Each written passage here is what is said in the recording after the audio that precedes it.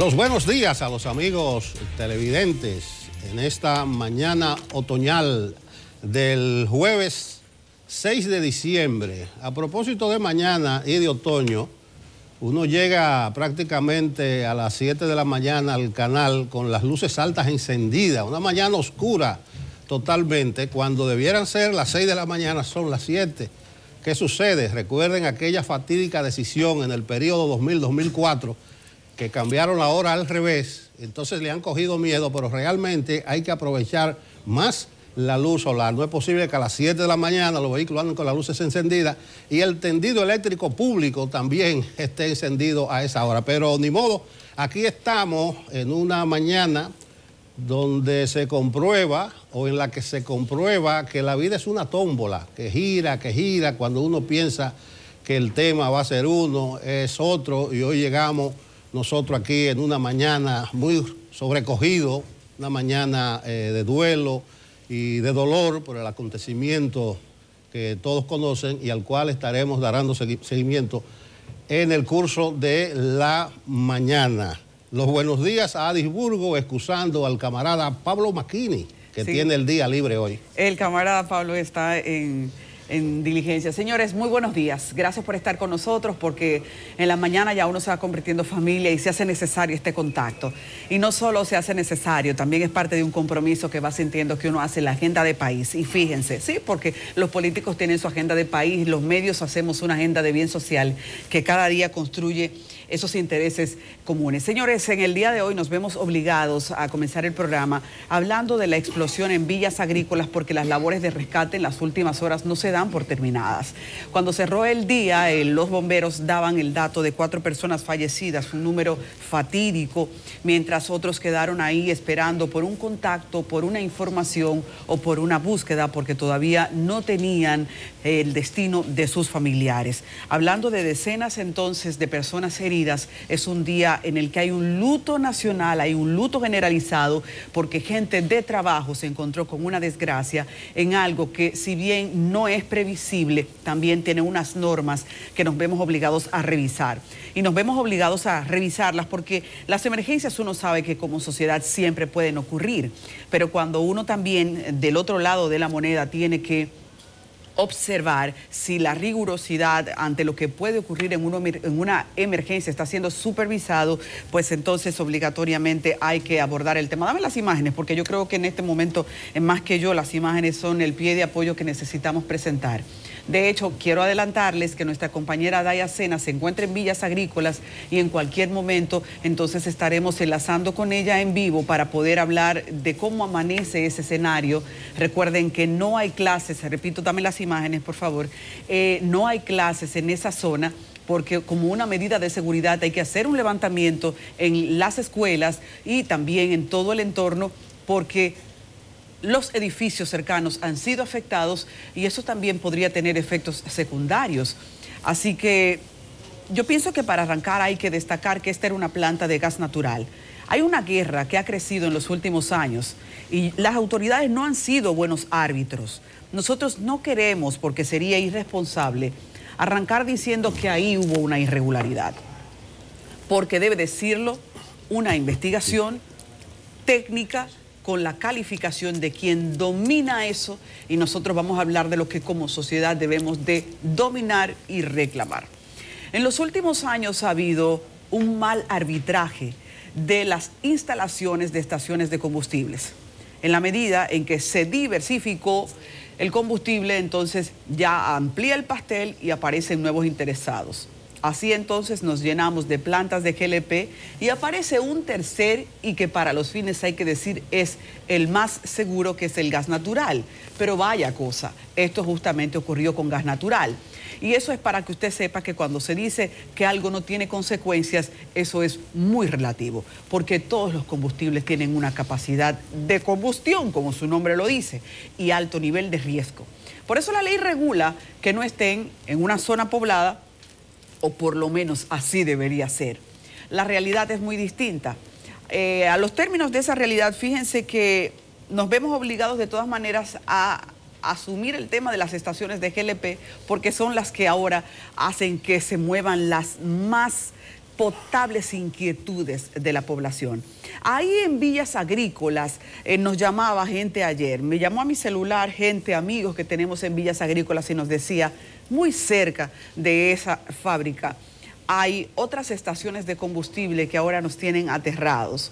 Si bien pudiésemos hablar de que esto se reproduce en todos los lugares, hablemos ahora de Villas Agrícolas, porque la gente en Villas Agrícolas ha amanecido muy impaciente. Ahí hay una estación de combustibles, de GLP exactamente, que está en La Moca con Pedro Livio Cedeño, que es la calle del cementerio. También hay otra que está en La Moca con la esquina Obando, a 4 esquinas de esa que explotó. Hay una en la calle 28, esquina María Montés, que es la que explotó, y la Duarte, esquina 34. El combustible tiene una disposición distinta respecto a si usted tiene una planta de almacenamiento para su empresa. Para eso deberá tener un almacén, tanques no superiores a los 6.000 galones. En este caso estamos hablando de que el GLP se mide por metro cúbico. Entonces, no es lo mismo la capacidad, según la ley, de una planta para el consumo de una industria que una planta para la comercialización. Así que para arrancar, esas regulaciones no tenemos claro si fueron hechas. Hay más de una regulación que tiene que ver con las estaciones de combustible, porque periódicamente, según las demandas, van siendo adendadas. ¿Qué se llama adendar una ley? Que le hacen un capítulo nuevo, una resolución que se agregue a eso primero para que se vaya adaptando a los nuevos tiempos. Lo último que tenemos sobre GLP, recuerden que aquí hay una liga que tenemos que hacer cuando vamos a hablar de estaciones de combustible, por lo que les dije. Nosotros tenemos un tema con las estaciones de GLP y otro con las estaciones de gas natural. Ahora se agrega, de hecho, un nuevo factor, y es que se nos está tratando de convencer de que pueden concluir todos en un mismo escenario sin que se ponga en juego las medidas de seguridad. La resolución 0414 del 2017 a nivel de las estaciones de gas es lo último que ha hecho el Ministerio de Medio Ambiente, que ha sido muy responsable en la dinámica de por lo menos actualizar marcos legales. Pero hay un problema. Esta guerra se le ha dejado a las comunidades. Y las comunidades parecen estar librando con el pecho abierto cada vez que hay una nueva instalación sus intereses, porque las autoridades se han ido por la protección de la inversión. Yo pienso que eso es lo que en los últimos años más debería preocuparnos. Esta resolución 0014-2017, que fue del tiempo de Francisco Domínguez Brito, trató de simplificar el proceso de evaluación de impacto ambiental, porque fíjense que eso tiene un trasfondo. Las regulaciones, los estudios de impacto ambiental han sido el principal escollo, mayormente porque hay que hacer una gran inversión. Muchas veces las empresas tienen que evitar o quieren evitar lo complicado que puede ser un estudio de impacto ambiental, que muchas veces es yo hago uno y tú haces otro, y se carean porque las comunidades y otros intereses ahí tienen también recursos con qué hacerlo. Entonces, ¿cuál es el proceso para instalar todo esto? Ese proceso que muchas veces se hace corto por tráfico de influencias y se monetariza. Usted arranca con la solicitud de un estudio de impacto ambiental que inicia con el depósito del expediente en la Dirección de Servicios de Autorizaciones Ambientales, que es una ventanilla única, y por ahí se va a una serie de protocolos de permisos o pagos en la DGI, también lo que se supone tiene que ser el Registro Nacional de Contribuyente de esa empresa, las aprobaciones de la comunidad, y ahí entonces por ahí se filtran los ganchos. Yo pienso que para continuar todo esto, Nelson, que ha hecho una investigación interesante también, deberíamos compartir ¿cuál es la diferencia entre una planta de GLP y una de gas natural? Bueno, ayer estuve hablando con algunos expertos y me lo explican de manera muy complicada para yo poderlo explicar a los amigos televidentes, pero me dicen que la diferencia hubiese sido sustancial si fuera de gas licuado y no de gas natural, porque el gas natural es más pesado. Bueno, eso es demasiado complicado de manera técnica, pero yo no quisiera victimizar, ni siquiera poner como el malo de la película, en este caso, al GLP. Y tampoco incluso al expendio de distintos tipos de combustible en una determinada estación. Como tú dices, eso se ha estado debatiendo, tal vez no ha habido una actuación muy determinante y enérgica de las autoridades, y casi siempre son las comunidades las que advierten de la ubicación, del perímetro, de los límites. Aunque siempre que se trate de estos combustibles tan volátiles, es necesario extremar los controles. Yo no sé realmente cuáles fueron las causas de la explosión de ayer en Poliplas de Villas Agrícolas.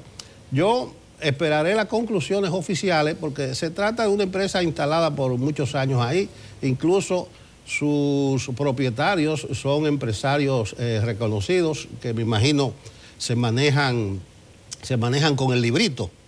Ahora bien, yo sí quisiera en este drama, en este duelo, en estas escenas que conmocionan y que sobrecogen el alma, destacar el desempeño que han tenido las autoridades. Nosotros en los últimos años, tal vez 10, 12 años, hemos avanzado significativamente en la coordinación interinstitucional de este tipo de instituciones, y la respuesta creo que ha sido muy rápida, ha sido muy efectiva, aunque hay que ir reforzándose. Ustedes recuerdan que la embajadora de Estados Unidos ha estado muy activa en esto de donaciones, de ayuda para prepararnos para desastres, y que es uno de los temas en la agenda de la comunidad internacional, reaccionar ante todo tipo de desastres. Entonces, mi conclusión adelantada es esperar el informe oficial, además de que es un acontecimiento, un suceso en curso.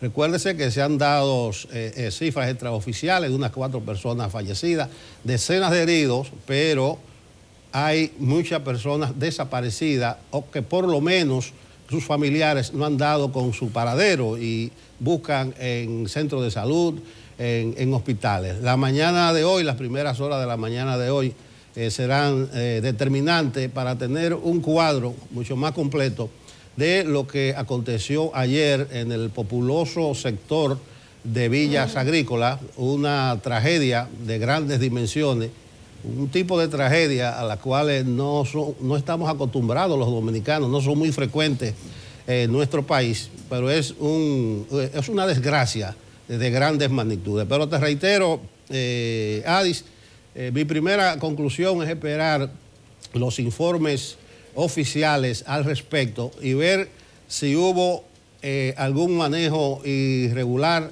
si hubo algún tipo de inobservancia a las reglas establecidas para la instalación y para la manipulación de este tipo de combustible. Ya el director de los bomberos de Santo Domingo anoche, cuando daba un informe a eso de las 8 de la noche, advertía que hubo irregularidad, porque el manejo de los combustibles, si bien puede tener algún tipo de efecto secundario no previsible, también técnicamente tiene un protocolo muy específico. Recuerden que hubo una fuga, hay un video en el que se ve la fuga en la calle de un gas que hacía todo nublado el ambiente y en el que ya a partir de ahí cualquier cosa podía pasar. La gente no lo asumió como una advertencia y por el contrario hacían fiesta con algunos videos en grabación. Creo que también deberíamos tomar el mensaje de lo que puede significar una zona de desastre. Los dominicanos somos tan curiosos que jugamos con el peligro, y eso, señores, puede ser de efectos de muerte, y pudo ser peor. Yo creo que para la magnitud de esta tragedia estamos hablando hasta ahora de un número de víctimas menor. No obstante, mi interpretación de la rueda de prensa y de la labor de rescate es que todavía no podemos dar por cerrado este informe. Como tal, está en desarrollo. Pero ¿qué ocurre? Ante el número de desaparecidos todavía, que no sabemos cuál es el número, pero uno lo especula por la cantidad de gente que está reclamando un pariente, pudiese ser más específico todavía el panorama. Preguntamos al jefe de los bomberos cuántas personas se supone que hay desaparecidas. Yo pienso que él no quiso ser sincero porque se han propuesto ser conservadores en principio, porque no podría desconocer ese dato. Cuando tú estás frente a una zona en la que estás haciendo labores de rescate, un ABC es cuántos trabajadores hubo en ese momento en esa empresa. ¿Cuántos trabajadores en un día común hay en Poliplas? Entonces yo comienzo a sumar y restar. Hay tantas personas que se encuentran heridas, hay tantas personas que están fallecidas y tengo desaparecidos a tanto. Ese número no quisieron revelarlo. Insisto que considero que ha sido intencionalmente reservado. La gente tiene, o los organismos de socorro en ese momento han tenido un instinto, tuvieron un instinto de tratar de no provocar un pánico mayor que el que ya hay a propósito de esta desgracia. Hay 700 metros que según la ley deberían estar entre una estación de combustible, no importa para esos fines si estamos hablando de una estación de GLP como si estamos hablando de una de gasolina. Nosotros hemos visto en República Dominicana cómo se ha prostituido esto, igual que el ejemplo de las bancas de lotería. Las bancas de loterías tienen un efecto secundario porque es social. Este es un efecto de seguridad. Y el tema, las autoridades lo han festinado. Uno repite eso y qué pena que solo pueden tratar de asumirlo, reconocerlo, aceptarlo cuando hay una desgracia. El precio es eso, una comunidad en riesgo. ¿Qué ocurre? Que eso mismo debería darse respecto a las zonas habitadas. Para lo del GLP, que ha sido el más peligroso de todos porque hemos visto en los últimos años mayor número de explosiones, han tenido que inventarse la clasificación de ellos.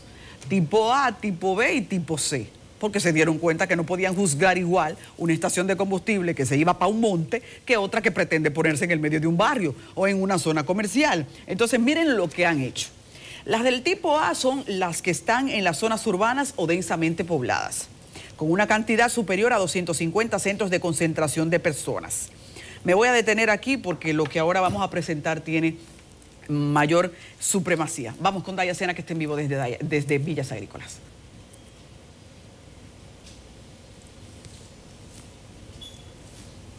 Muchísimas gracias. Ya nos encontramos desde la zona del desastre, justo enfrente de esta empresa Poliplas. Vamos a observar cómo hasta el momento se encuentran arduamente trabajando los equipos de rescates del Centro de Operaciones de Emergencia, Defensa Civil, asimismo como han sido desplazados efectivos también militares y policiales en toda la zona para hacer resguardo. Ahora, después de ya mitigado el siniestro, después de la explosión de uno de los tanqueros de gas natural en la empresa, toca las labores de rescate y búsqueda de posibles víctimas en el lugar. También están siendo utilizadas unidades caninas para la búsqueda y rescate de personas o cuerpos que podrían encontrarse debajo de los escombros. Las autoridades del Centro de Operaciones de Emergencia ciertamente son las que se encuentran realizando estas labores desde anoche, no han tenido descanso. Debemos resaltar que hasta el momento de forma oficial se han dicho que son 4 las personas que resultaron fallecidas por este siniestro, además de 44 la cantidad de personas que han resultado heridas. Esta última cantidad precisamente quien va disminuyendo como pasa el tiempo, debido a que algunos de los heridos resultaron de forma leve. Este hecho ocurrió, debemos resaltar, aproximadamente a las 11:30, 11:40 de la mañana del miércoles por la empresa de plásticos Poliplas, ubicadas en el sector de Villas Agrícolas del Distrito Nacional. Entre los heridos se encuentran Francisco Rojas, de 39 años, que de acuerdo a las informaciones extraoficiales laboraba como encargado de almacén de la empresa. Rojas presenta daños de más de un 50% de su cuerpo. En el hospital Ney Arias Lora hay 4 personas recluidas, 12 de estas en la Plaza de la Salud, entre los cuales 2 son niños, y 30 en el hospital Francisco Moscoso Puello, 14 adultos y 16 niños específicamente. Entre los heridos de ese lugar se encuentra María Piña, quien circulaba por la zona y tras la explosión salió disparada de una motocicleta. Debemos resaltar además que la desesperación se ha apoderado de los familiares de algunos de los empleados de esta plástica, de esta fábrica de plásticos, tras no localizar a sus parientes tras la explosión que le cobró la vida a 4 personas. Ayer ya veíamos las declaraciones de Fausta Ramírez, la madre de Manuel Rosario Ramírez, un empleado de la fábrica, el cual hasta el momento está desaparecido. Vamos a ver si podemos conversar con el subdirector del Centro de Operaciones de Emergencias, Edwin Olivares, quien va a ofrecer algunas declaraciones justo ahora. Buenos días. Bueno, lo que se está trabajando en este momento, como ustedes pueden ver, los equipos de búsqueda y rescate del Ejército y la Defensa Civil están operando. Okay. Estamos descartando toda la zona a fin de que podamos garantizar de que ya no pueda quedar nadie. Okay. Es un proceso que hemos venido trabajando aquí continuo, no sea para la operación. Y ahora estamos metiendo las unidades caninas, hemos metido equipos de ultrasonido, estamos escaneando completamente la zona, a fin de que poder garantizar a todos de que ya ahí no debe quedar nadie. Desde la madrugada de hoy hasta este momento, ¿continúa la cifra de 4 personas muertas o ha aumentado? Ese número sacado de aquí, hay 4 personas que fueron sacadas de aquí bajo esa condición. Que haya aumentado en el centro hospitalario no desconozco porque yo estoy concentrado aquí en este punto. En este punto no han encontrado más. Más nadie hasta el momento. ¿Han descartado la posibilidad de encontrar más víctimas debajo de estos escombros? No está descartada, estamos trabajando y escaneando y esterilizando completamente la zona para luego dar esa información que, como usted acaba de decir. Hasta el momento hay peligro latente en la zona. No, en cualquier circunstancia, con la naturaleza y el perfil del evento que aquí pasó, el peligro siempre va a continuar hasta que todo lo que está en la zona sea removido. Ayer don Edwin también hablaba de que estaban haciendo una cotización de la cantidad de personas que se encontraban dentro. ¿Se ha terminado esa cifra? ¿Qué cantidad de desaparecidos puede haber? Es responsabilidad de la empresa saber cuántos empleados y cuántas personas visitantes estaban en ese momento. Se ha trabajado con ese número, se ha cruzado con los heridos que están y con las personas, y eso es parte de lo que establece para nosotros decir si quedan o no quedan. Perfecto. ¿Le han dado alguna cifra hasta el momento?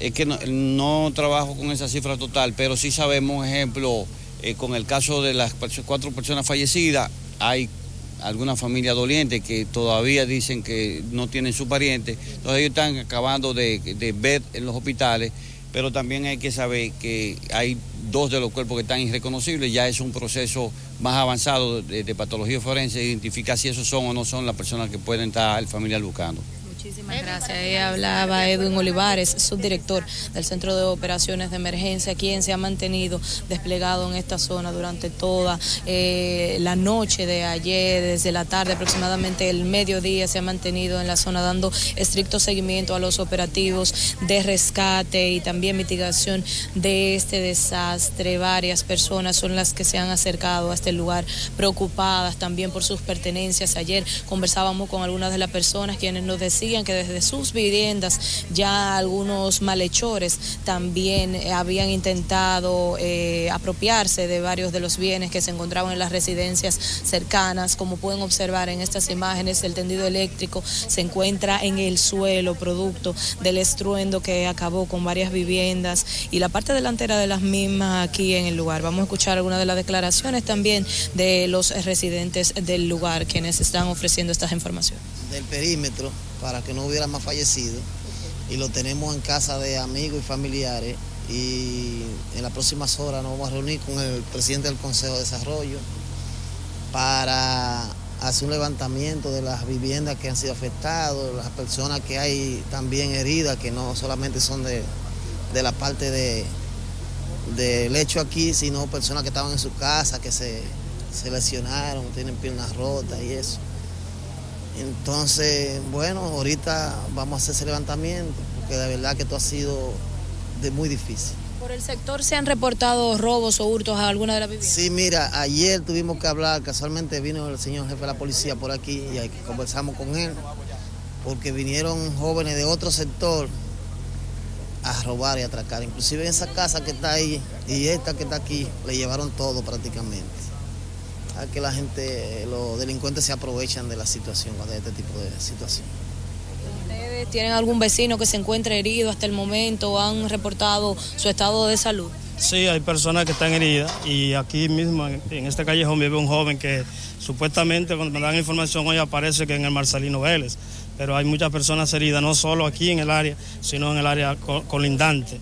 Pero nosotros como Consejo de Desarrollo hoy vamos a convocar a las organizaciones comunitarias donde fijaremos una posición final porque entendemos que Villas Agrícolas no puede continuar siendo un estallido social rodeado de tantas plantas de gas y tantas cosas de peligro.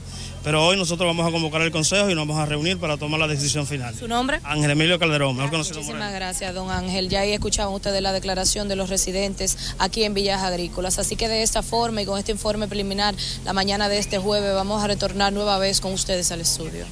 Muchísimas gracias, Daya. Estamos pendientes de todo esto, más porque decimos, la gente está muy nerviosa, no se puede especular con eso y lo interesante sería que las autoridades tengan un discurso honesto, un informe permanente para que la gente pueda saber qué esperar. Vieron ustedes que las casas del entorno están desalojadas, es que las estructuras quedaron dañadas y eso también resume el riesgo de que una pared se le pueda venir arriba. Hay en un radio hasta 1 kilómetro a la redonda edificios afectados, para que ustedes vean cuál ha sido el impacto de las ondas expansivas de esto, que en principio la gente creía que era un temblor de tierra. Sí, déjame resaltar 4 aspectos, bien breve, Adis, a partir de lo que escucho del reporte de Dayacena. Lo primero es, como decía al principio, que las próximas horas serán determinantes para clarificar la magnitud de la tragedia. Poliplas, decía, es una empresa organizada, con propietarios reconocidos, y rápidamente harán un censo, tendrán un inventario. De hecho, Poliplas tiene una sucursal. Sí, de su empleomanía. O sea, a esta hora ya la empresa debe tener, por el contacto con los familiares, con las direcciones, con los teléfonos, con qué cuenta, qué cantidad de su personal fue afectado. Por eso digo, las próximas horas serán determinantes, pero no se puede mantener ese velo porque la magnitud de lo que dicen las imágenes no es de 4 muertos, pero que no podemos nosotros entrar a especular. Por eso es que en este tipo de situación hay que manejarse con las cifras oficiales. Si son 4 muertos y 44 heridos, son 4 muertos y 44 heridos, aunque aparente que sea más. Si uno se lleva de las especulaciones, de la conjetura, son decenas de muertos y centenares de heridos, pero lo oficial es lo que vale y al final veremos en qué termina el conteo. Pero reitero, a esta hora ya Poliplas debe tener el levantamiento de la cantidad de empleados, me imagino que son todos regulares, que tienen notificación de quién estaba dentro de la planta y quién no. Lo segundo es los daños materiales. Ahí el Estado va a tener que tener una intervención enérgica. El dirigente del Consejo de Desarrollo que dijo que van a hacer un inventario deben avanzar porque es un sector populoso, la mayoría de personas son pobres y en ese sentido tendrá que aparecer la mano amiga del Estado y en lo que llegue esa mano amiga, la solidaridad de la comunidad que de seguro se ha estado manifestando. Lo otro es que según las informaciones con las que uno cuenta, la tragedia en cuanto a pérdidas humanas no fue mayor porque hubo un interregno, hubo un lapso que permitió ciertas alertas, ciertas advertencias y se pudo desalojar viviendas de la cercanía e incluso escuelas. Aunque, como decía Adis, hay gente aquí que no por pánico, pero que corren por curiosidad hacia el peligro. Pero realmente parece que hubo chance, que hubo oportunidad de cierto tipo de desalojo. Entonces, que sirva de experiencia que a las alertas, a las advertencias, hay que hacerle caso. Ustedes ven que vivimos orientando aquí porque estamos en la trayectoria de los huracanes, qué hacer cuando venga un huracán, con un terremoto, con un tsunami. Entonces, en ese sentido, a las alertas hay que hacerle caso. Hay gente que por pánico, reitero, corren hacia el peligro, pero cuando hay una advertencia de que se debe correr, hay que alejarse de la zona de peligro. Yo pienso que hay que saber qué hizo la empresa cuando sonó cuando se provocó el escape. Me imagino que hay un protocolo. Hubo unos primeros minutos ahí que pudieron ser vitales. No, y fueron vitales.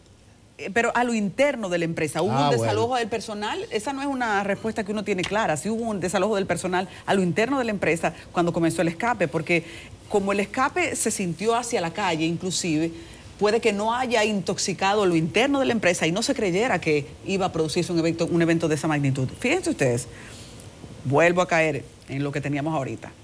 Catástrofes como estas nos obligan a revisar las normas y la práctica para el dispendio, comercialización y almacenamiento de los combustibles. Nosotros hemos visto mucho menos con las gasolinas, no deja de haber, pero el GLP y el gas natural ahora, que es una novedad haber visto todo esto, porque se le atribuye altos niveles de seguridad, necesitamos entonces saber ante qué estamos. Ante este panorama, para la gente sigue siendo el de mayor pánico lo que representa el GLP. En Villas Agrícolas, Nelson, esta experiencia ya ha sido vivida antes. Es la cuarta explosión en villas agrícolas. Explosión que tiene que ver con combustibles, con estaciones. Entonces la gente ahí ha aprovechado el escenario para desahogarse y reclamar si no hay dolientes. Les dije hace un momento que las clasificaciones se han hecho en función, desde el 2017, de qué tipo de impacto poblacional tiene en su entorno una estación de combustible. Y la gente también ha hecho otra discusión a propósito de eso. ¿Quién estuvo primero, la fábrica o la población? Yo pienso que, aunque puede marcar una diferencia, no tanto. Sí había habitantes antes, según los reportes que tenemos nosotros, aunque es una fábrica que tiene más de 50 años. Pero hay una población en villas agrícolas de más de 50 años. Hay una población muy vieja en villas agrícolas. Las tipo A son las que están en las zonas urbanas o densamente pobladas. Las tipo B están en zonas urbanas o rurales y las tipo C son rurales. Tienen difícil acceso. La gente ahora está viendo esa clasificación que hizo Medio Ambiente, Industria y Comercio y demás compartes en el 2017. ¿Pero qué ocurre? Las leyes no son retroactivas y para ese punto ya este país estaba lleno de estaciones de combustibles. Y por eso entonces uno no puede tragarse el caramelito de mira, el problema está resuelto. Es que, ¿cómo te estás haciendo supervisión? Esto también nos aborda a reclamar sobre la cantidad de disposición de equipo para el seguimiento en la supervisión. Porque es una guerra que tiene que ver con recursos. La guerra de los recursos es qué personal yo tengo para supervisar que las estaciones de combustible están rigurosamente cumpliendo las medidas de seguridad. Esta no es una estación de combustibles cualquiera, se trata de la estación de combustibles de una empresa. Y su circunscripción no pública hace que ellos hayan tenido bajo su jurisdicción gran parte de todo este pleito. Y por eso las responsabilidades tienen que también individualizarse. Qué pena, porque yo pienso que ninguna empresa quiere caer en este tipo de desgracia, que ha destrozado el activo de una vida. Porque ahí todo está destrozado. Ahora ellos tendrán que salir a capítulo con su seguro, si tienen. Porque si una empresa así se maneja sin seguro, lamentablemente ahí todo perdió. Yo no creo, porque es una empresa organizada, como ha repetido Nelson.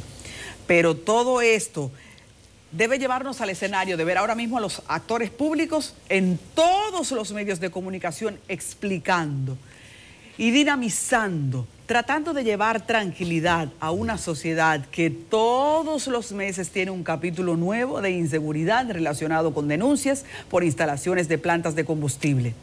El rol de las autoridades ha sido muy fiscalizador, pero la protección de todo el dinamismo de la seguridad se ha quedado muy al margen.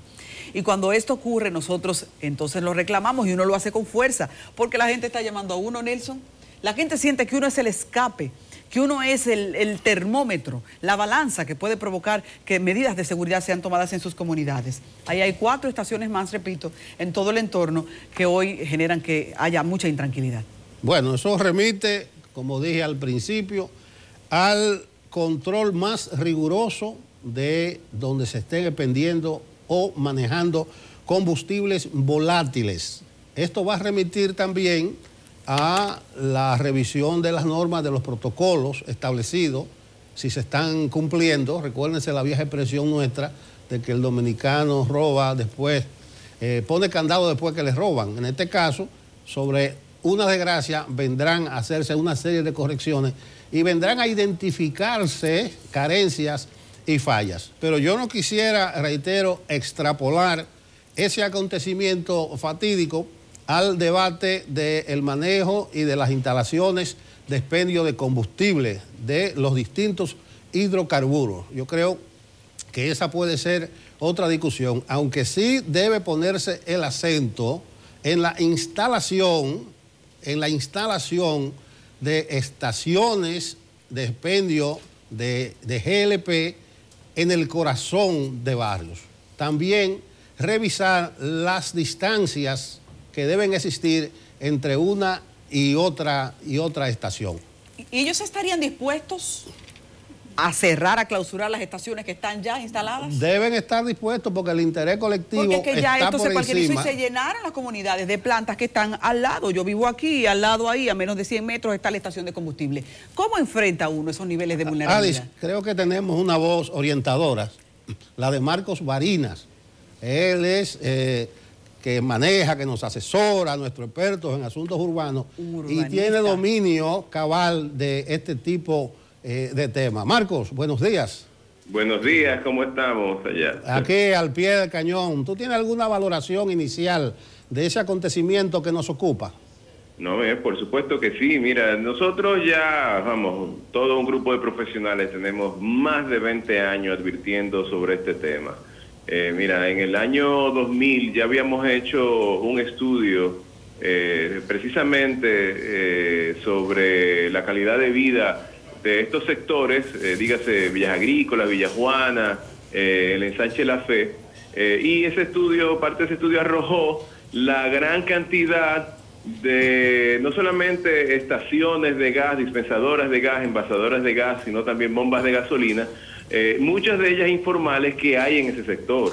En ese año, estamos hablando de hace 18 años, en un radio de menos de 1 kilómetro, habían más de 20, una casi al lado de la otra. De manera que la gente vive en riesgo, en ese tipo de riesgo en su día a día. O sea, cualquier televidente que esté escuchando esto que yo estoy diciendo ahora y que sea de esos sectores, sabe muy bien de lo que yo estoy hablando, ¿no? Y el manejo de este tipo de hidrocarburos es algo que está muy bien reglamentado.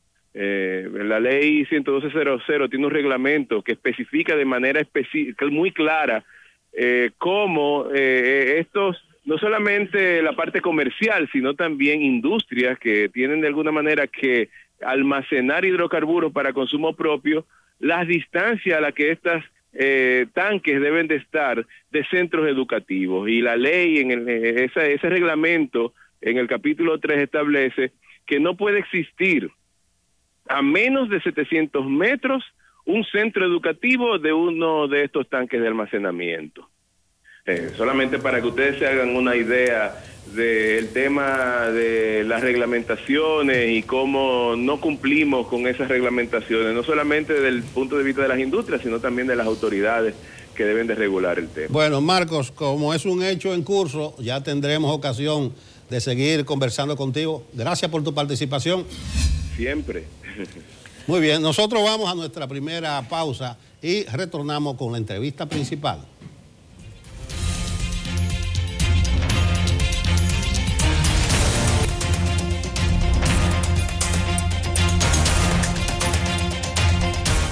Rubén Darío Cruz Hubiera es el senador por la República, representante de Atomayor del Partido de la Liberación Dominicana, y por más señas es el vocero de los senadores del PLD. Buenos días, señor. Muchas gracias, buenos días. Un placer tenerle por aquí. Para mí. Vamos a comenzar precisamente por su condición de vocero de los senadores y de los temas más candentes que están en la palestra. Ahí hay uno que es el de la modificación constitucional. Hay mucho ruido, pero principalmente desde la Cámara de Diputados, que algunos legisladores PLDistas dicen que se está trabajando en la modificación para habilitar a Danilo, que incluso están los votos suficientes, no tengo que mencionar nombre, pero eso es la comidilla del momento. ¿Cómo andan los aprestos reeleccionistas en el Senado de la República?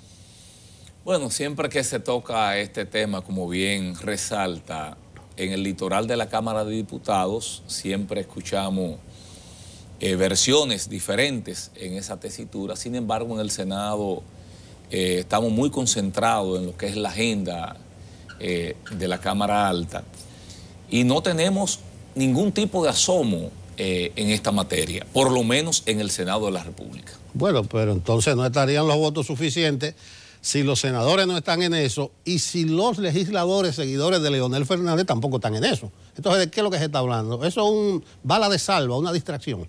Mire, yo lo he dicho en 2 ocasiones anteriormente. Aquí quien más habla de la reelección del presidente Danilo Medina precisamente es la oposición. Es increíble que sean ellos precisamente los voceros de la reelección. Y como dije anteriormente también, parecería que su gran cuco, sin darse cuenta lo reflejan, es Danilo Medina si se presentase. Yo pienso inclusive que el propio PLD como partido y la extraordinaria obra de gobierno que está haciendo el presidente Medina es la principal preocupación para el PRM como líder de la oposición de si se presentara o no una reelección, porque si no se presenta también el proyecto, igual da sobre la base de la unificación total del PLD y de que lleve un candidato que garantice el triunfo. Bueno, tal vez la posición suya sea la misma de Miriam Cabral, diputada del PLD, que ella dijo que ella no esté en eso, pero en dado caso que se instale el tema, ella estaría a favor. Es como el viejo refrán, yo no la pido ni la deseo, pero si me la dan me la jondeo. ¿Usted en qué ánimo está en dado caso de que se instale verdaderamente? Totalmente igual. Porque vamos a estar claros en algo. El presidente Medina está haciendo una extraordinaria obra de gobierno. Eso no porque lo digamos nosotros, hay un sinnúmero de razones que uno la puede resaltar sobre la base de un trabajo a favor de la sociedad. Lo que dice la compañera Miriam Cabral es lo que yo también voy a reiterar. Si se presentase, no como una especie de consolación, sino con mucho entusiasmo, yo también lo haría, sin duda ninguna. Bueno, pero no están los votos suficientes. ¿Cuál es el artículo de la Constitución? Lo apunté por ahí, el 271. Se necesitan las 2/3 partes de la Asamblea Nacional para el quórum, que no la tiene el PLD, con la dificultad de que le dije que no todos los PLDistas están montados en esa yola. Cuando se habla de una reforma constitucional, yo no solamente lo respaldo, lo sostengo, ese planteamiento. No es lo mismo cuando la reforma se trata de imponer a sangre y fuego, como ha sucedido en el pasado, a cuando la reforma viene de abajo hacia arriba. De abajo hacia arriba, ¿a qué nos referimos? Cuando el pueblo siente, cuando el pueblo se identifica, ese pueblo, porque yo le digo algo, para citar un solo tema, el tema de la jornada escolar extendida. Cuando usted le pregunta a cualquier madre de familia, y eso alcanza un pico más elevado cuando esa madre de familia es madre soltera, ¿cuáles son los niveles de satisfacción que tienen con el gobierno del presidente Danilo Medina? La respuesta, yo no tengo que darla aquí. La respuesta es altamente satisfactoria. No, pero yo puedo ayudarle en su discurso, la educación, el 4%. En general. El 911 en la mayoría de provincias y 1000 firmas más. En sentido pero al PLD se la tienen cogida con el asunto este de la corrupción y de la impunidad. Es el talón de Aquiles. Hay como una efervescencia social. Hay como un dejo de distanciamiento en una proporción muy grande de la población. Ese es el talón de Aquiles. Es decir que, le interrumpí porque usted me va a enumerar muchísimas obras y yo le iba a ayudar. Vámonos con la corrupción y la impunidad. No, el tema de la corrupción, la República Dominicana no puede ser la excepción. Fíjese los casos que hay en Latinoamérica, en todo el continente prácticamente, sobre todo en la parte de Latinoamérica.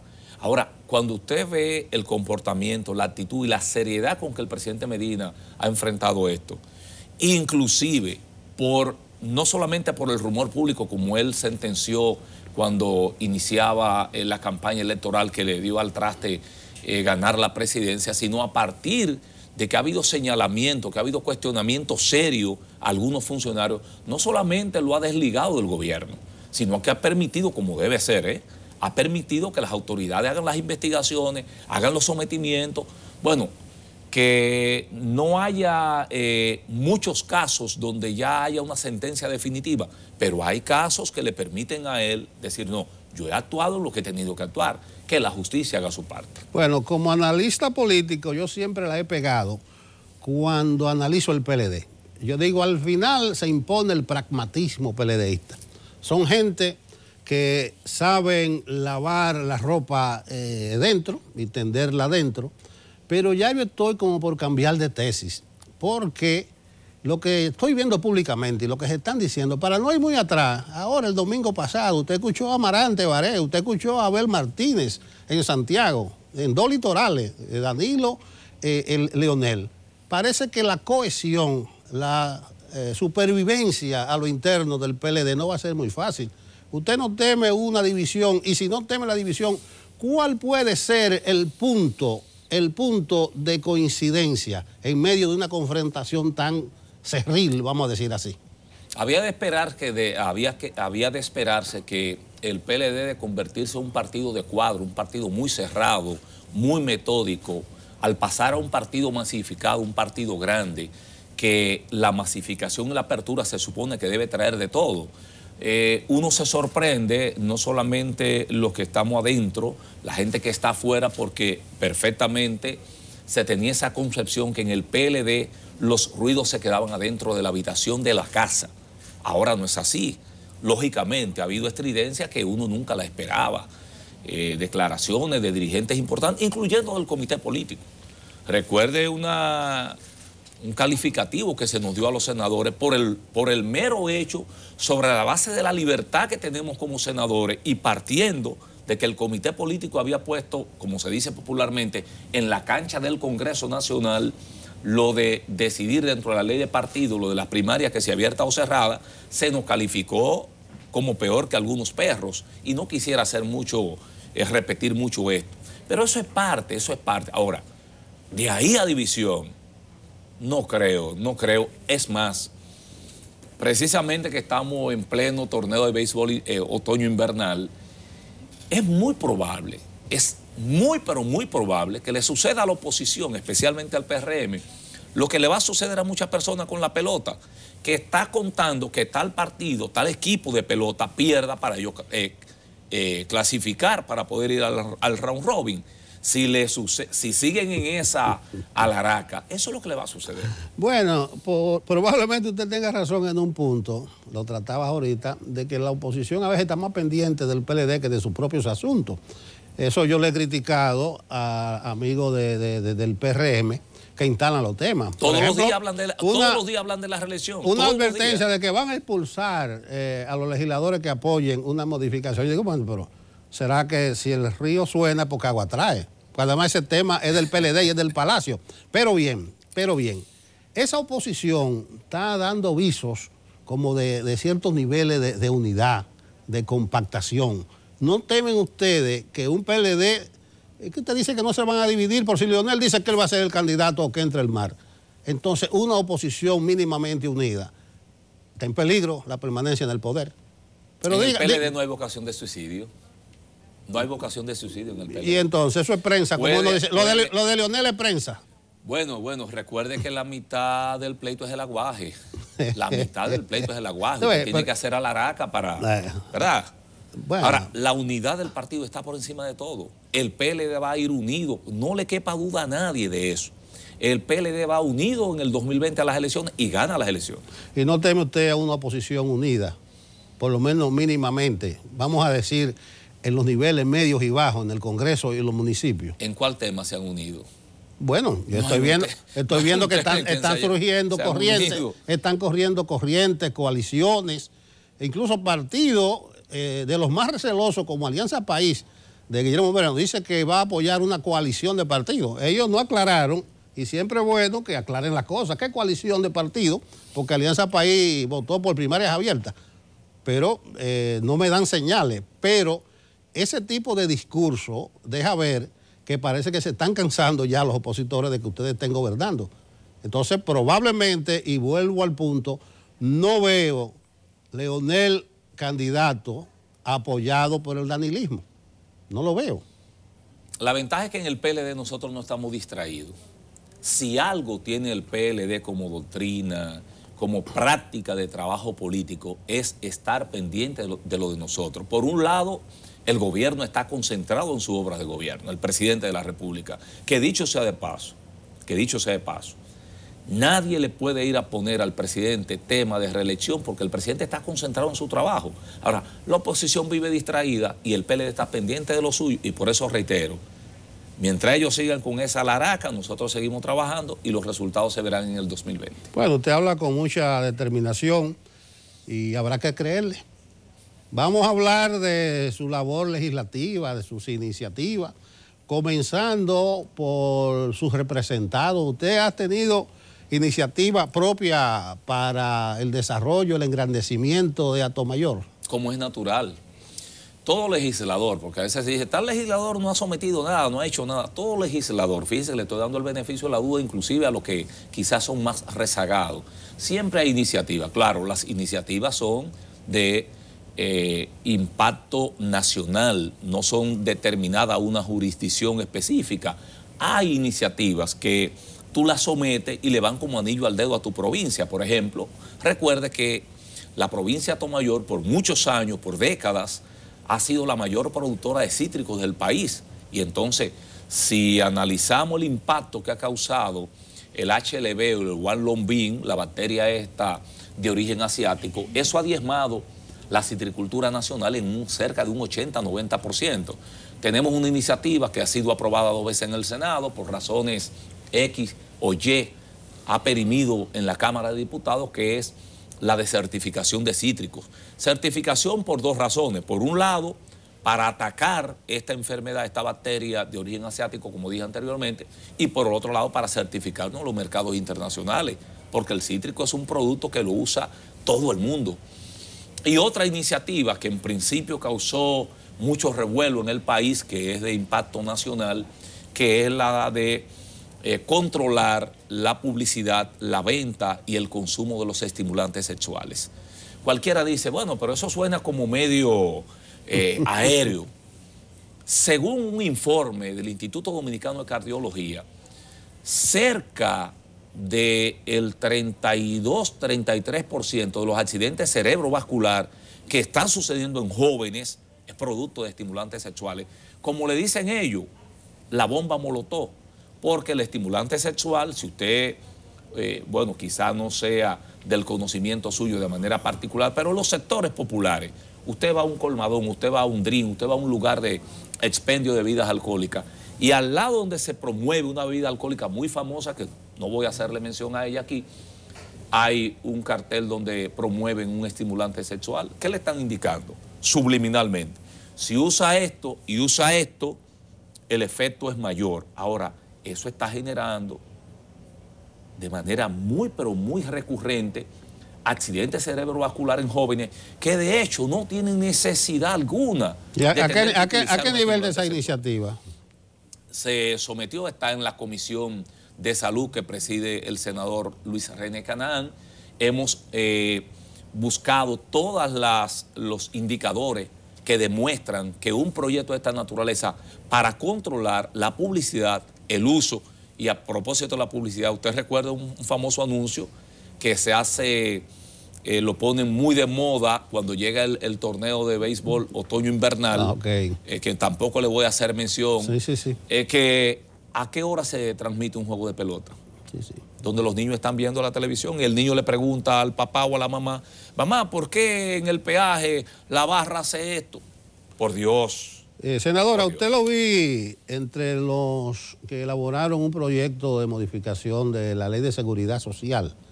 ¿En qué está eso? Porque el año pasado yo recuerdo que el gobierno intentó lanzar una ofensiva y se recogió.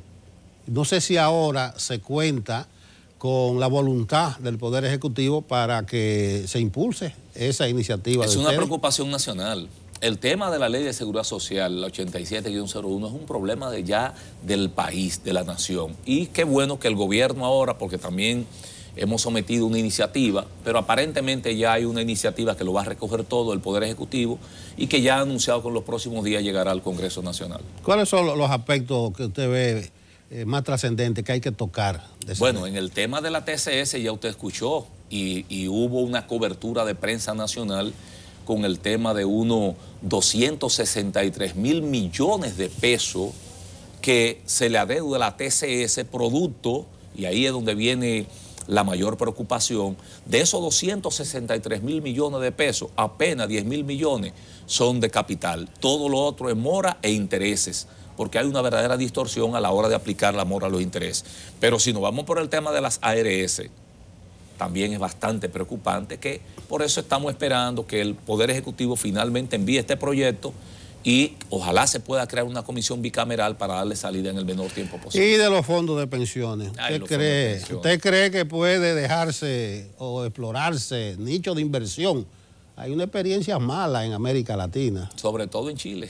En Chile. Sobre todo en Chile, porque es que la Ley de Seguridad Social de la República Dominicana, que me perdone porque uno de los autores es un compueblano mío, Iván Rondón Sánchez, es prácticamente un copy-paste. Lamentablemente hay que decirlo, pero lo peor es que ha seguido sobre la base de los errores que se cometieron en Chile y aquí no se ha tomado en cuenta para no repetirlo. Se han repetido y reitero, creo que el proyecto del Poder Ejecutivo recogerá todas estas falencias. Atomayor, el ecoturismo. Yo siempre, bueno, le mencionaba a Manuel Vega, periodista amigo, el viejito Vega, periodista. Él insiste. Ha sido premiado y reconocido. Sí, recientemente a Don Pretur. Estamos celebrando eso en Atomayor. Bueno, él habla mucho, bueno, y se ganó un premio por los saltos de agua de Atomayor, los ríos, los arroyos, todos los atractivos. Y a propósito, tenemos una ley para resarcir un error que hubo en un decreto presidencial del año 2009 que estableció que el Salto de la Jarla, que dicho sea de paso es la caída de agua libre más alta de las Antillas, con unos 120 metros de altura, que pertenece al municipio de Miches, un error garrafal que lo recogemos en un proyecto de ley sometido por nosotros para restablecer que eso pertenece al municipio de Sabana de la Mar, porque está en la comunidad de Magua, totalmente demostrado por análisis de GPS, tanto por el Ministerio de Medio Ambiente y Recursos Naturales como también por el Instituto Cartográfico. Yo creo que hay que sacarle más millas al ecoturismo de Atomayor. Claro, Senador, sí. No quisiera despedirlo sin asustarlo. Ayer, precisamente, en Bolivia, modificaron la Constitución para permitir una tercera reelección de Evo Morales. Y se ha armado un lío.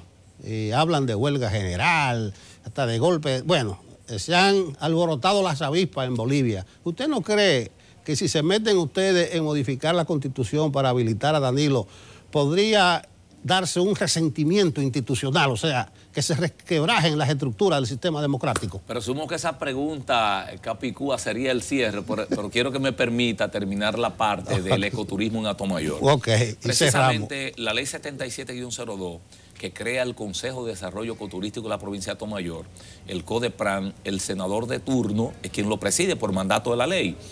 El lunes pasado, que contábamos a día 3 de diciembre y se cumplían los 34 años de fundación de Atomayor como provincia, se firmó un acuerdo con una empresa internacional para la creación del clúster turístico y de agronegocio de la provincia de Atomayor. Quería resaltar esto porque tiene mucha trascendencia. En la pregunta de lo que ha acontecido en Bolivia muy recientemente, no son casos parecidos. Ya Evo, a pesar de que tiene puntos muy luminosos de su gobierno, sobre todo en el aspecto social, está en una situación que es muy diferente. Por eso yo decía, si aquí se presentase la oportunidad o la posibilidad de una modificación constitucional, no va a suceder de arriba hacia abajo. Casi seguro vendrá de abajo hacia arriba. Bueno, esperemos. Las gracias a Rubén Darío Cruz Hubiera. Senador, representante de la provincia de Atomayor. Un placer tenerle por aquí. Muchas gracias. Bueno, buenos días. Encantado. Continuamos con Enfoque Matinal.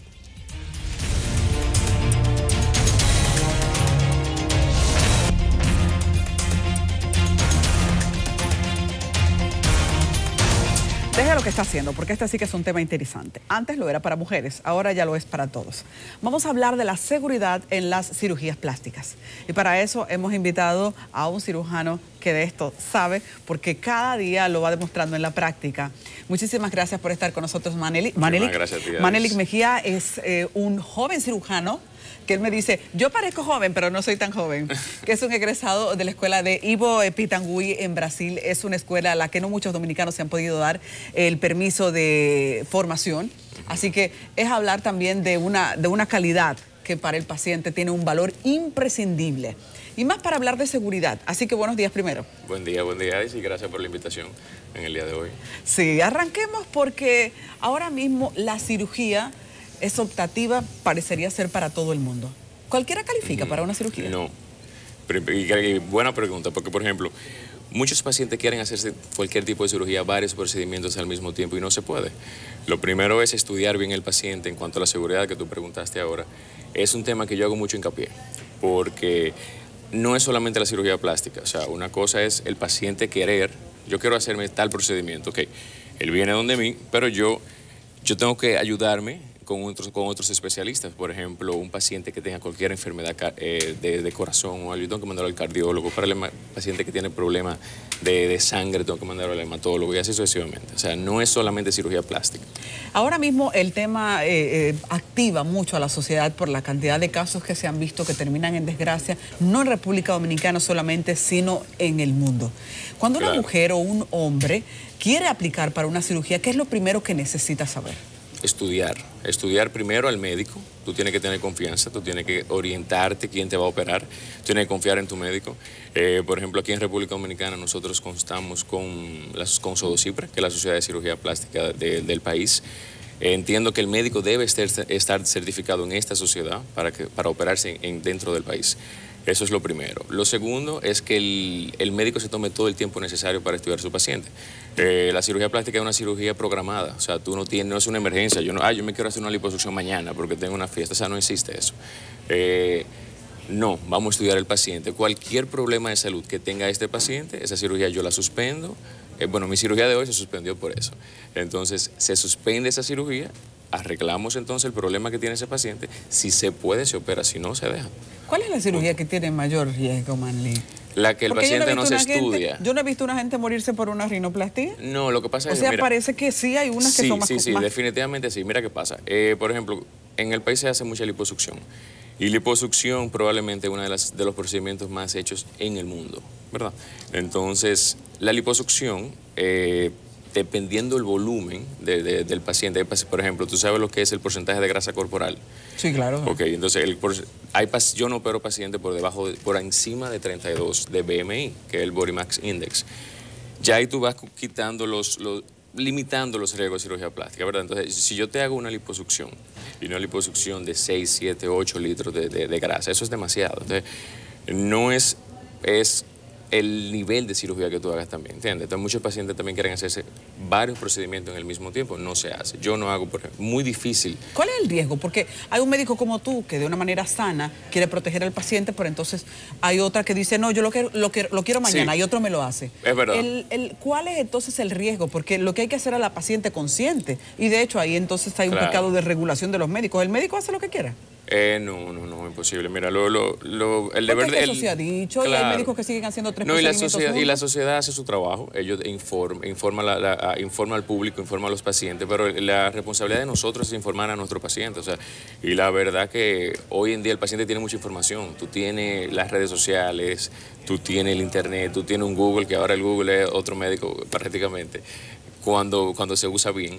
Entonces el médico tiene mucha información, él sabe bien lo que le conviene o no le conviene, todo el mundo sabe. Tú sin saber de cirugía plástica, yo te digo, yo te quiero hacer esto, y tú mismo me vas a decir, doctor, ¿y eso no es peligroso? Claro, tú me lo vas a decir. Entonces él está informado. Básicamente hay médicos que no hacen ese tipo, 3, 4 procedimientos, yo no les recomiendo, yo no lo hago, ¿entiendes? Eso tiene mucho que ver también con el tiempo quirúrgico, o sea, el tiempo de cirugía que un paciente tenga dentro del quirófano. ¿Y cómo eso peligra al paciente? Mientras más, hay pacientes que tienen ya condiciones antes de la cirugía. Tú puedes tener una predisposición a tener un tromboembolismo, tú puedes tener por herencia o por ti, porque tomas anticonceptivos o tú tomas algún tipo de medicamento que ayude y tú te predispongas a tener esa complicación. Bien, si ya encima de eso, ya yo vengo y te hago una cirugía que duró 5, 6, 7 horas en quirófano, ¿entiendes?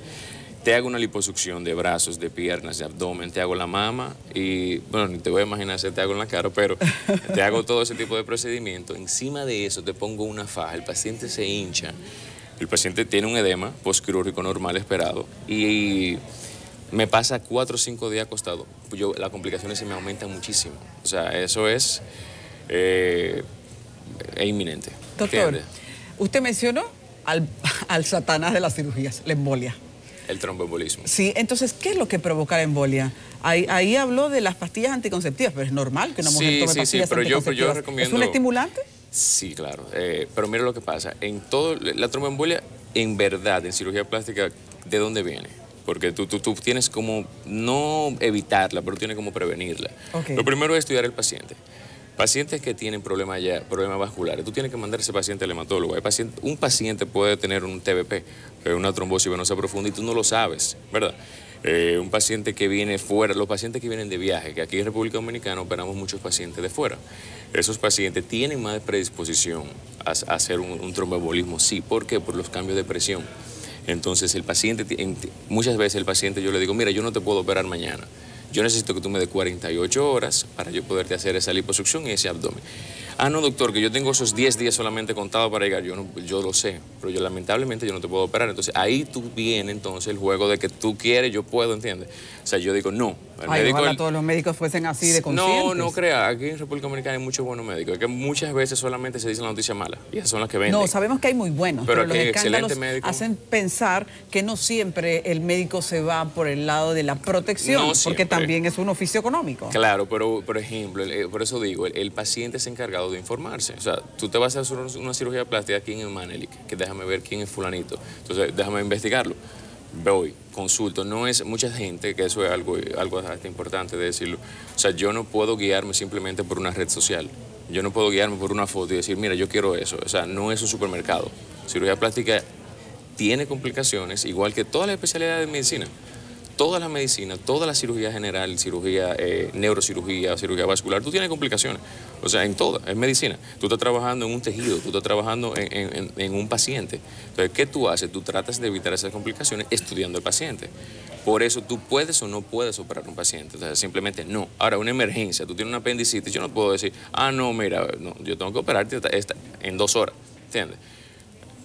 Y ya. Hay una información social distorsionada.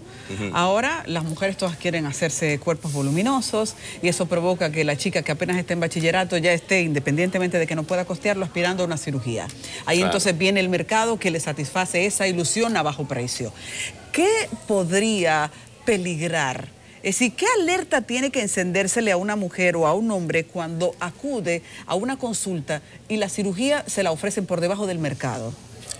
Mira, lo primero es conocer a su médico. Y lo segundo es, sinceramente, ya que tú tocaste el tema económico. Es que el tema económico es un parámetro importante. Sí. Porque hay mucha gente que solo está dispuesta a hacerse una cirugía si es económica. Entonces, es muy importante. Eso pone en juego. ¿Qué se juega un médico cuando se atreve a abaratar de una manera absurda el precio de una cirugía? Mira, lo más importante es primero, porque no solamente soy yo tengo un equipo. O sea, yo soy el cirujano plástico, pero tú llegas donde mí y me dices, Manelik, yo quiero que tú me operes. O sea, pero detrás de mí yo tengo un anestesiólogo. Y el anestesiólogo se va a encargar de tu vida en ese momento. Entonces tú estás confiando en mí. Pero tú estás confiando en mí que ya yo escogí un buen anestesiólogo, pero tú no sabes quién es. ¿Entiendes? Entonces, yo trabajo en Plastimedic. En Plastimedic nosotros tenemos al doctor Cuesto, que es excelente, tiene una trayectoria muy buena en anestesiología. Pero ese tipo de cosas, donde tú operas el paciente, todo eso te va a aumentar el costo de la cirugía. Por ejemplo, en el caso de los implantes hay muchos tipos de implantes. Es como que tú compres ese iPad, que tú compres el carro. O sea, tú tienes marcas de implantes. Así tú tienes precios de marcas. Entonces, un implante barato, es muy probable que el implante no sea de buena calidad. Un implante caro, probablemente, ¿entiendes? O sea, no quiere decir tampoco que lo más caro sea lo más bueno y viceversa, ¿entiendes? O sea, simplemente investigar. Sí, importante, y perdona que te interrumpa, la clínica donde se va a operar tiene que ser una clínica donde tú tengas la capacidad de tratar cualquier eventualidad. Bien. Ahora se han también proliferado una cantidad de médicos que hacen procedimientos estéticos. Porque una cosa es la cirugía invasiva, te van a cortar, pero ¿qué riesgo podríamos tener ahora con la cantidad de estéticos que ya no son tan nobles en los procedimientos? Antes no es ponerte una cremita, es más que eso, invaden tu cuerpo en un aspecto. Mira, yo entiendo que ¿Qué riesgos también podríamos ver en esa área, en el área estética, facial o esos procedimientos que supuestamente son no invasivos? Exacto, lo que pasa es como te digo, las redes sociales, el mundo ha cambiado mucho y rápido. O sea, lo que estamos hablando hoy, que Instagram, que esto, o sea, mañana, ahorita tú me haces otra entrevista y estamos hablando de otra cosa. Entonces, el paciente se desorienta fácil y es muy fácil yo venderte una mentira con verdad o una verdad con mentira. Entonces, eso influye mucho. En cuanto al estético, el médico estético, él generalmente hace procedimientos no invasivos. ¿Cuáles son los procedimientos no invasivos? Simple, el paciente que no va a necesitar una anestesia, punto. De ningún tipo, porque yo te puedo hacer un procedimiento no invasivo, pero te pongo una anestesia local. ¿Entiendes? La anestesia local de grado, y ahí lo voy aumentando. Dame un poco más, no. Generalmente, y hay muy buenos estéticos aquí también. Yo incluso trabajo con algunos, pero se quedan en procedimientos no invasivos. Botox, rellenos, todos los peeling que tú haces. Yo no sé trabajar con peeling, yo no sé trabajar con crema. Cuando yo tengo ese problemita y necesito un paciente, que yo hago mucho facelifting, y mira, tengo una mancha, yo me puedo o en un dermatólogo o en un médico estético, que lo hacen muy bien. Doctor, vamos a finalizar hablando de qué tiempo tendría que permitirse una persona que quiera hacerse una cirugía para todo ese andamiaje médico que le permita tener los niveles de seguridad suficientes? Tú dices el posquirúrgico. El prequirúrgico, es decir, yo quiero una cirugía. Claro. ¿Qué tiempo va a tomar el que el médico sepa mi condición? Pero lo primero es una consulta física, es muy importante. O sea, muchos pacientes, el WhatsApp. Doctor, ¿qué usted piensa de eso? Sí, yo pienso que tú quedaría bien o vamos a limitarlo un poquito, pero yo no te he visto. O sea, la consulta hoy en día es impersonal. Entonces no debe ser así. Vamos a la medicina antigua. Hay que particularizar cada caso. Ven a mi consultorio, yo te quiero ver y vamos a durar 1 hora hablando. Entonces yo te explico cuáles son las condiciones, cuáles son las expectativas real de tu procedimiento, que muchos pacientes quieren una cosa, pero en verdad no se puede. Entonces tú ahí lo manejas. Mínimo, después de la consulta, el cardiólogo debe evaluarte, el anestesiólogo te tiene que hacer una consulta, todos los exámenes de sangre yo tengo que hacértelo. Eso mínimo me toma 24 48 horas. Si dentro de todo yo tengo que hacerte un examen físico y mi anestesiólogo también, junto con el cardio. El cardiólogo te va a hacer un electrocardiograma y una radiografía de tórax. Si todo eso está bien, entonces perfecto, ahí comenzamos a hablar de la cirugía. Hemos conversado con el doctor Mavelic Mejía, cirujano plástico, sobre la seguridad de una cirugía plástica, un tema que definitivamente marca en estos momentos más que nunca la pauta para quienes quieren hacer cambios en su cuerpo, porque hay que hacerlo con seguridad. Usted puede conseguir al doctor Mavelic Mejía estamos aquí en Plastimedic. Doctor, ¿puedo compartir el contacto, doctor? No llame al 829-360-7010, 829-360-7010 para saber más sobre esa cirugía que ahora mismo es la ilusión de hombre o mujer, porque ya no es solo de mujeres. Regresamos con más luego de esta pausa.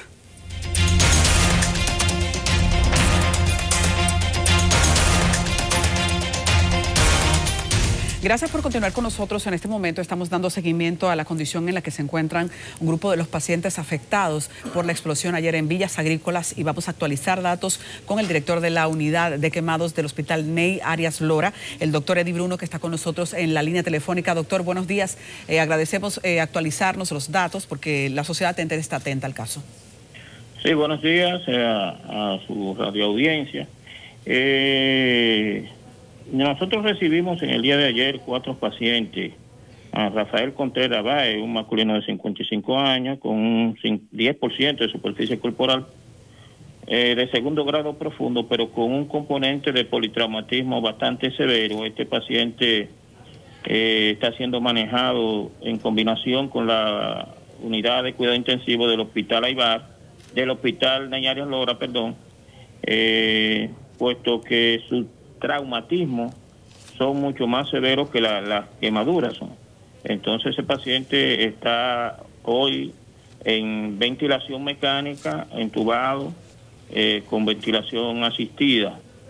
Y Francisco Antonio Alí Roja, un masculino de 39 años con un 50% de superficie corporal quemado, que ese paciente sí lo estamos manejando directamente nosotros acá en la unidad de quemado con sus lesiones son de segundo grado profundo y tercer grado. El paciente dentro de su estado crítico está estable y continuamos en la fase de rehidratación. También recibimos un paciente con un 5% con un traumatismo leve que fue manejado de manera ambulatoria y una paciente con una lesión de una fractura, creo que tibial, de uno de sus miembros inferiores. En la noche ya, entrada a la noche de ayer, también llegaron 2 pacientes más, pero con traumatismos leves, que están siendo evaluados al momento. Pues muchísimas gracias, doctor. Esperamos entonces la evolución de estos pacientes y destacar la colaboración y la entrega de ustedes en estos casos. Buenos días. Ok, buenos días. Ok, señores, hablemos de carrera judicial. De justicia siempre hay un tema vivo aquí y uno de ellos es la carrera judicial. 2 desafíos recientemente se han planteado para República Dominicana. Uno es el tema de la mora judicial y otro es el tema de la ética. la mora judicial, la cantidad de casos que se estancan en los tribunales. Para eso, la carrera judicial ha dispuesto la apertura de 2 oficinas y este proyecto nos parece suficientemente importante como para plantearlo a ustedes, y para eso hemos invitado a la directora administrativa y de carrera judicial, la señora Mariloy Díaz Rodríguez. Muchísimas gracias por estar con nosotros. Mariloy, vamos a hablar de manera ya específica de qué expectativas pueden representar para el sistema la apertura de estas 2 oficinas y para cuándo está dispuesto. Bueno, muchas gracias, buenos días. Tal como dice, estas 2 oficinas han sido puestas en funcionamiento. De hecho, la Oficina de Seguimiento de Casos y Calidad del Servicio de la Justicia está disponible desde este momento. Es una oficina con alcance a nivel nacional. Y la Oficina de Ética Judicial prácticamente está en funcionamiento y simplemente nosotros ahora... Ambas oficinas son producto de la Cumbre Judicial Nacional que fue realizada en el año 2016 y busca realmente crear la mística de trabajo en el sentido de que la ciudadanía pues, pueda recibir los beneficios de tener una justicia pronta, eficiente y eficaz. Esto ha significado, supongo, la contratación de más personal, una nueva logística. ¿De qué se trata?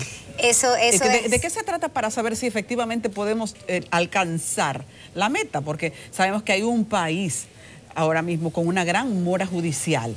¿Cuál es la dinámica que pretenden utilizar? ¿Esta oficina de qué se va a encargar? ¿De crear una logística o de enviar jueces de apoyo? Porque en un momento para agilizar la mora se dispusieron tribunales especiales.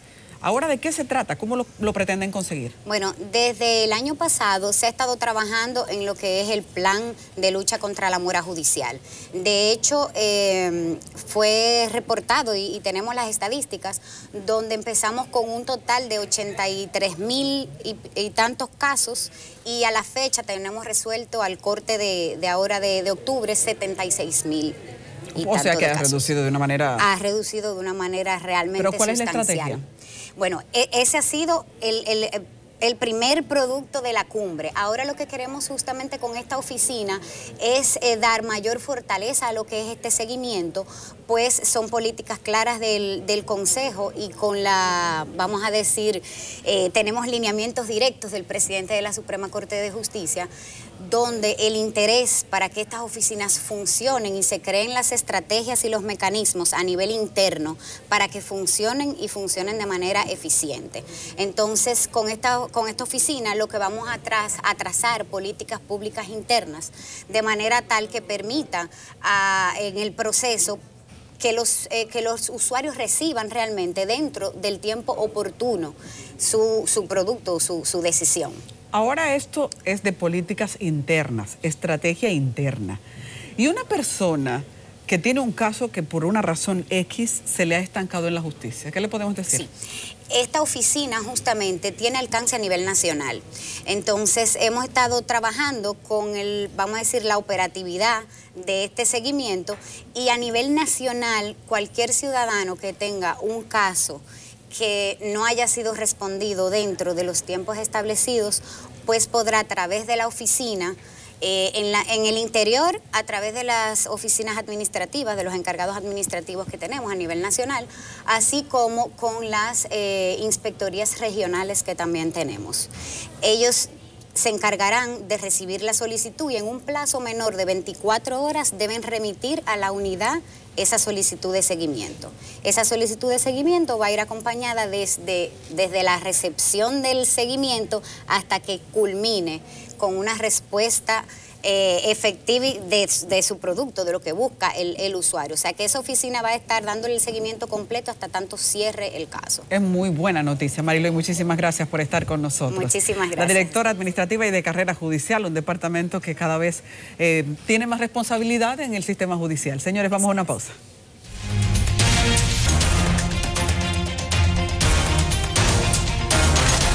Bien, como saben los amigos televidentes, hoy continúa el caso Odebrecht y nosotros en una previa tenemos a Susan Castaños desde la Suprema Corte de Justicia. Adelante, Susan. Hola, ¿qué tal? Saludando a todo el equipo de Enfoque Matinal y por supuesto a quienes nos sintonizan en estos momentos. CDN se ha trasladado a la Suprema Corte de Justicia en seguimiento al juicio de fondo que se sigue contra los 7 implicados en el escándalo de corrupción Odebrecht. Precisamente nos encontramos en estos momentos con uno de los acusados, este es Jesús Chu Vázquez. Hola, estamos en vivo para CDN. Quisiéramos saber cuáles son sus expectativas en esta audiencia preliminar. Bueno, nosotros hemos presentado, ¿verdad?, todo lo que ha sido nuestro medio de defensa, se han presentado los incidentes, nosotros esperamos la aplicación de justicia. Nosotros, por eso estamos agotando los recursos nacionales e internacionales, porque en el caso nuestro ha habido una violación flagrante al derecho de defensa, a un derecho fundamental, y nosotros esperamos la aplicación de justicia. Es todo lo que nosotros aspiramos. Nosotros hemos tenido una vía transparente que la estamos demostrando y la vamos a demostrar en todos los escenarios. Nosotros no tenemos ningún tipo de preocupación si se aplica la justicia. Muchísimas gracias. En la audiencia pasada ustedes presentaron un recurso de oposición nuevamente contra el juez de instrucción Francisco Ortega. No, nosotros pura y simplemente nos adherimos a recursos de oposición ya previamente presentados. Nosotros estamos confiados en que si se aplica correctamente la ley, pues no hay nada que temer.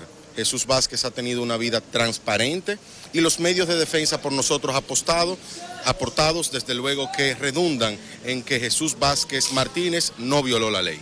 Gracias. Muchísimas gracias. Estuvimos escuchando a Jesús Chu Vázquez y a su abogado precisamente previo a la audiencia preliminar que se tiene pautada para las 9 de la mañana en la Suprema Corte de Justicia. Vamos a hacer un paneo de cómo se observa el ambiente. Ya se empieza a observar un dispositivo de seguridad de la Policía Nacional y del Ejército.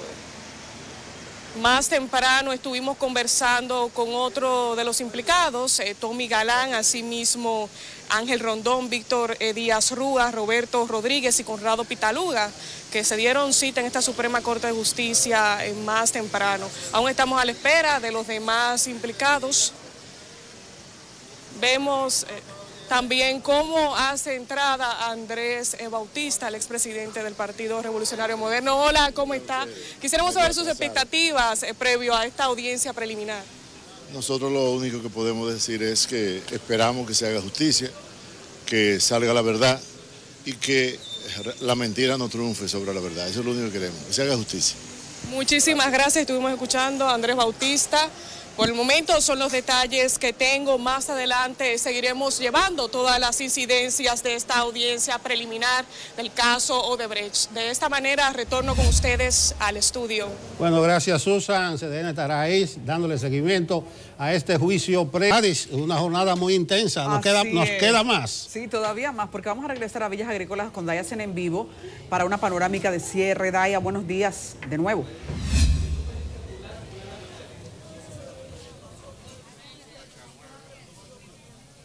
Muchísimas gracias, así es. Nosotros nos encontramos desde la calle 30, ubicado aquí en el sector de Villas Agrícolas, donde ya la Policía Nacional, el Centro de Operaciones de Emergencias y también los miembros de la Fuerza de Tarea Conjunta Ciudad Tranquila han establecido un perímetro donde impiden tanto el paso de extraños como el paso de los medios de comunicación a esta área que ha sido totalmente afectada por la explosión ocurrida a partir de las 11:30 de la mañana del día de ayer, miércoles, en el sector de Villas Agrícolas, y que al menos hasta el momento ha cobrado la vida de por lo menos 4 personas y ha generado alrededor de 83 heridos, cuya cifra hasta la noche de ayer ha bajado a 44 que están siendo atendidos en diversos hospitales. Por el momento lo que se puede apreciar es una gran cantidad de vecinos y personas que residen por los alrededores acudiendo aquí a observar cómo trabajan las autoridades. En este momento precisamente son las autoridades que tienen que ver con la búsqueda y rescate, así como la remoción de escombros, quienes se encuentran trabajando en la edificación colapsada. Esta es la información que hasta el momento les tengo. De esta forma vamos a retornar nuevamente con ustedes al estudio, ciertamente haciendo también el señalamiento de que fueron convocados todos los miembros de la empresa para hacer un conteo de quienes se encuentran presentes y quienes faltan, para así determinar la cantidad cantidad de desaparecidos. De esta forma yo retorno con ustedes al estudio. Gracias. Al cierre hay que decir que durante el transcurso del programa por lo menos una de nuestras preguntas iniciales encontró respuesta. Cuestionábamos si la empresa había sido eficiente en una labor de evacuación cuando comenzaron las primeras señales de peligro. Y la respuesta es no fue eficiente. De hecho, nos enviaron por lo menos 2 videos en los que se ven empleados desesperados tratando de conseguir una oportunidad para salir y a ellos no se les permitió. Una triste manera de comenzar a buscar datos precisos sobre esta investigación en desarrollo. Bueno, hasta mañana.